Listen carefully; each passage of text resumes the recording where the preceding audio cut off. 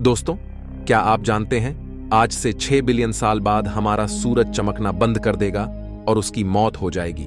हमारे सूरज की तरह द्रव्यमान वाले तारे सफेद बौने तारे कहलाते हैं। अभी हम अपने ग्रह पृथ्वी पर आराम से बैठे हैं। हमारे सौर मंडल के सभी एलिमेंट्स परफेक्ट सिंक्रोनाइजेशन में शक्तिशाली सूरज की परिक्रमा कर रहे हैं।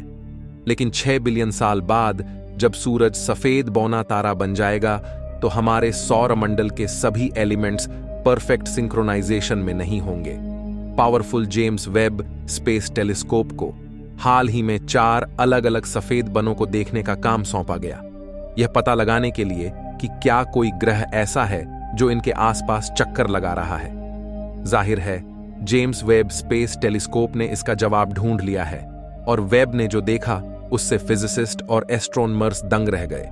तो वेब ने ऐसा क्या देखा बताएंगे आपको। हमारे इस वीडियो में स्वागत है आपका गैलेक्सी फाउंडर में। दोस्तों, सूरज जैसे तारे बहुत ही फेस्टिकट ईंधन यानी हाइड्रोजन का इस्तेमाल कर लेगा, जिससे यह रेड जायंट में बदल जाएगा और बूंद को निगल लेगा। लेकिन जैसे जैसे ये बढ़ेगा ये ठंडा भी होता जाएगा। लगभग 1 अरब सालों तक ये रेड जायंट फेज में मौजूद रहेगा। इस पॉइंट पर उड़ा हुआ रेड जायंट गुरुत्वाकर्षण का विरोध करने के लिए उतना गर्म नहीं रहेगा, जिसकी वजह से ये गुरुत्वाकर्षण के आगे झुक जाएगा। फिर इसका कोर ढह जाएगा, जिससे बाहरी लेयर्स में विस्फोट हो जाएगा और इस पॉइंट पर सूरज पृथ्वी तक के सभी ग्रहों को अपनी चपेट में ले लेगा। इस पॉइंट पर सूरज ज्यादा स्टेबल नहीं होगा और इसकी बाहरी परतें उड़ती रहेंगी। इस फेस के बाद जो गर्म कोर बचता है उसे सफेद बोना कहा जाता है, जो पृथ्वी के साइज का होता है, लेकिन इसका वजन सूर्य जितना होता है, जो इसे अत्यधिक गुरुत्वाकर्षण के साथ एक सुपर डेंस और ज्यादा गर्म चीज बनाती है।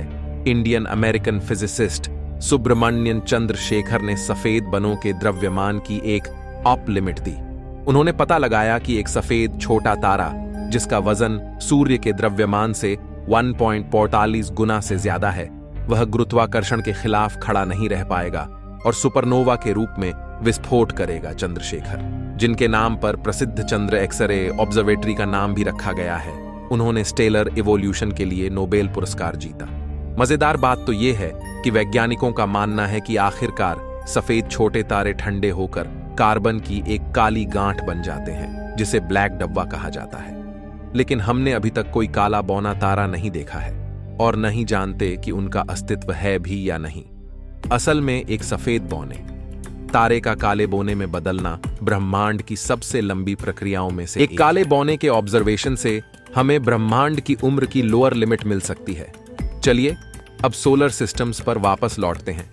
दूसरे सौर मंडलों की स्टडी करके हम यह पता लगा सकते हैं कि अब से 7 अरब साल बाद हमारा सौर मंडल कैसा दिख सकता है, और वैज्ञानिकों ने इसके लिए शानदार जेम्स वेब स्पेस टेलीस्कोप का इस्तेमाल किया है।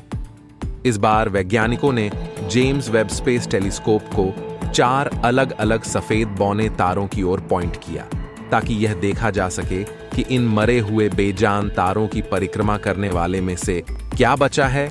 और 4 में से 2 सफेद बौनों ने दिखाया कि एक गैस से भरा बड़ा ग्रह अभी भी उनकी परिक्रमा कर रहा है, जिससे यह इंडिकेशन मिलता है कि उनके तारे मौत से बच गए।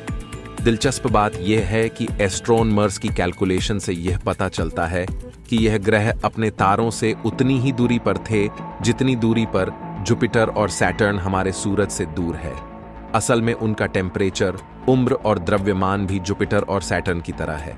इसीलिए जब हम इन सौरमंडल कब्रिस्तान को देखते हैं तो ऐसा लगता है कि हम असल में बृहस्पति और शनि के भयानक भविष्य को देख रहे हैं। लेकिन बौने तारों की बात करें तो ठीक 1 महीने पहले जेम्स वेब स्पेस टेलीस्कोप ने भूरे रंग के बौने तारे में एक गड़बड़ी को देखा। भूरे रंग का बौना तारा होने की वजह से इसे फेल स्टार भी कहा जाता है। एक फेल स्टार गैस से बनी एक सॉलिड बॉडी है जो हाइड्रोजन के न्यूक्लियर फ्यूजन को बनाए नहीं रख सकता, क्योंकि यह एक सफल तारे की तरह बनने के दौरान अपने जरूरी द्रव्यमान तक नहीं पहुंच पाता। इसे द 1935 नाम दिया गया है, जो पृथ्वी से 40 प्रकाश वर्ष की दूरी पर है, और इस बौने तारे के बर्ताव ने एस्ट्रोनॉमर्स को हैरान कर दिया है। पृथ्वी पर अरोरा को नॉर्दर्न लाइट्स के रूप में जाना जाता है और वे आइसलैंड, स्वीडन के उत्तरी भागों, फिनलैंड, नॉर्वे, रूस, कनाडा और अलास्का के साथ साथ दक्षिणी ग्रीनलैंड में भी दिखाई देते हैं। ये खूबसूरत घटना सूर्य के चार्ज पार्टिकल्स द्वारा पृथ्वी के वायुमंडल में मॉलिक्यूल से टकराने की वजह से होती है। वे आमतौर पर सिर्फ हाई रूट पर ही देखे जाते हैं, क्योंकि हमारे ग्रह का मैग्नेटोस्फीयर इन पार्टिकल्स को पोल्स की ओर भेजता है। इस तरह के अरोरा हमारे अपने सौर मंडल में जुपिटर और सैटर्न पर, और जुपिटर के चंद्रमा और शनि के चंद्रमा इन हेलास पर भी देखे गए हैं। लेकिन अरोरा एस्ट्रोन मर्स के होश उड़ा रहा है, क्योंकि द 1935 के पास कोई तारा नहीं है जो इसे चमकने के लिए चार्ज्ड पार्टिकल्स दे सके। जेम्स वेब स्पेस टेलीस्कोप द्वारा देखे गए मीथेन से इंफ्रारेड सर्जन द्वारा द 1935 पर संभावित अरोरा का संकेत दिया गया था। जब जुपिटर और शनि पर इस तरह का मीथेन उत्सर्जन देखा जाता है, तो यह हमारे सूर्य से चार्ज पार्टिकल्स द्वारा उनके वायुमंडल को गर्म करने का नतीजा होता है, जिससे ध्रुवीय रोशनी पैदा होती है। यही बात 1935 पर भी लागू हो सकती है। भूरे बौने अरोरा के कारण बनने वाले एक्सटर्नल सोलर सोर्स की कमी के कारण वैज्ञानिकों का ऐसा मानना है कि 1935 के अंदर इस वायुमंडल में एनर्जी सप्लाई करने वाली कुछ इंटरनल प्रोसेस हो सकती है। शायद यह धीरे धीरे हाइड्रोजन का न्यूक्लियर फ्यूजन शुरू कर रहा है, जो आखिरकार कुछ मिलियन सालों में एक सफल तारे के निर्माण की वजह बन सकता है। हमें सिर्फ यह देखने के लिए इंतजार करना होगा कि यह सेलेटियन पहेली आखिरकार कैसे सामने आती है। दोस्तों, आज का वीडियो यही समाप्त होता है। चैनल को सब्सक्राइब जरूर करें।